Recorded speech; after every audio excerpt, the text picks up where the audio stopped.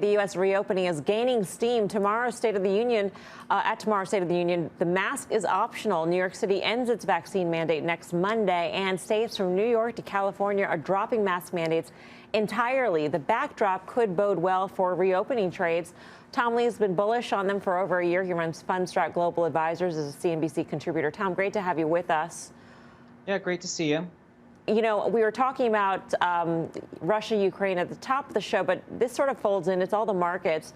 Is the reopening and the strength of the possible reopening, is that sort of offsetting any sort of downside action we could be seeing from the impact of war? I mean, to an extent, yes. I think there is pent-up demand because, you know, for the last 2 years, people have been home and there's been a lot of anxiety. And I think, you know, even Starbucks had noted there are more unhinged customers. So I think as masks come off and we move away from pandemic thinking, I do think businesses start to see workers come back, business travel comes back, and I think it is all a virtuous circle. But I think the bigger sort of reason markets are stabilizing is very likely because the Fed, you know, which people thought was turning quite hawkish, ends up having to make, I think, an incrementally dovish pivot. A dovish pivot meaning to 25 or even more dovish than that? Yes, to 25. I mean, and I would just say it's as Tom Luddy, former JP Morgan vice chairman, likes to say, less bad is good. And I think if the expectation has gone from 50 basis points to 25, I think that is incrementally dovish. Hey, Tom, it's Karen. Thanks for being on. So if they were to proceed in that dovish scenario of 25 and several 25s, what's your outlook for the market then and the economy? Well, you know, and as that chart shows, you know, the market expectations have dropped sharply. But I think that the question we'll probably ask at the end of this year, and that's a long ways away, is whether, you know, a 2% 10-year or even 2.25 is bad for risk assets or even bad for the economy. And I think markets will probably conclude that it's still supportive of PE expansion.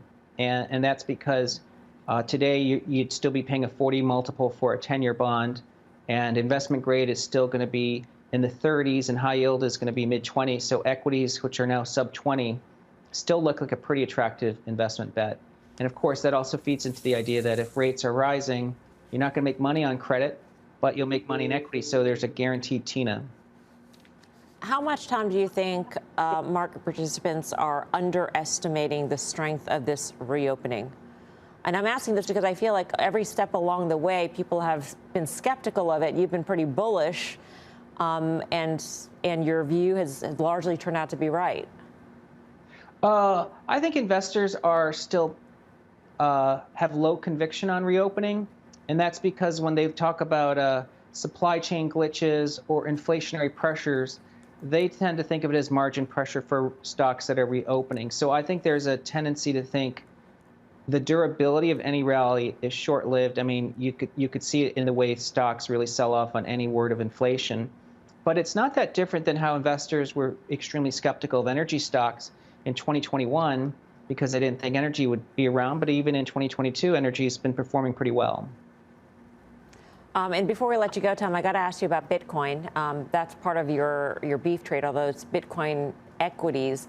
I'm curious, you know, are you surprised at how Bitcoin has traded? I would have thought that with the onset of the skirmish, the war going on in Ukraine, that Bitcoin would trade higher, not because it's a safe haven at all or a store of value, but maybe for other reasons, like the notion that there needs to be an alternative payment system developed and other ways to move money around the world other than traditional means. Yeah, I mean, I think it depends on your measurement, you know, where we start to measure performance. But I think over the weekend, there were several things that made Bitcoin quite useful, right? We know that the Ukrainian government, the prime minister, was actually making a request for donations in crypto. And with the SWIFT actions, we know Russia, I mean, if you look at the ruble exchanges, you know, Bitcoin volumes were through the roof. So in times of uncertainty and when essentially access to traditional financial systems gets cut off, people do turn to crypto. I don't know if this was the moment Bitcoin had to go parabolic, but I think it's really showing its use case again. And I think Bitcoin equities, so we like, you know, the B is Bitcoin, the E is Bitcoin equities. They did quite well today because, again, U.S. mining is really moving into the U.S. So I think Bitcoin equities, especially whether it's Silvergate or the miners, are actually turning to equities that could actually boost performance in a portfolio. Tom, thank you for your time. Good to see you. Thank you. Tom Lee of Fundstrat. Pete, how are you playing reopening and/or Bitcoin? Well, Bitcoin obviously has become front and center. The one thing, Mel, I just want to pivot somewhere. Sorry, I know you asked that question, but what I'm curious about, and I'm just and I'm having trouble with this. You know me and how long I've been talking about oil and energy, and I continue to talk about it. And Tom's talking about it even more aggressively than myself. I don't understand why that's not some sort of a headwind for his bullish case. Because I think as we watch oil and we watch energy, and he's talking about, looking at certain levels and it's pricing in as if oil's trading at 50 right now versus the OIH and all the rest of what he's laying out there for energy. It just makes me wonder, how can he be so bullish on the broader market? I would think that would be a definite headwind, not to totally stop the markets, but to slow it down. And so I'm just a little bit puzzled by that. I understand his point and where he thinks the markets are going.